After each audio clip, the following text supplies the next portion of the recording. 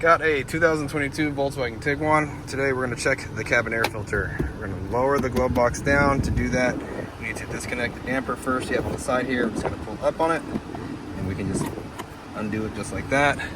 Now you have stoppers on both sides. You need to lift them up, and the glove box will come down.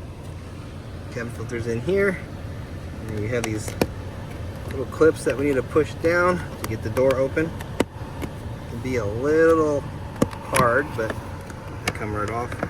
And then we can pull the filter right out. Let's see what we got going on here. This one doesn't look too bad, but if you need one, I'll leave a link in the description box below. I think we'll wait an oil change or two before we do this one. If you get your new one, just stick it in there, and then put the door back on. It goes on the bottom first. You just snap it on, and we get the door. All you have to do is close it, and then we'll reconnect the damper here, and we're all done.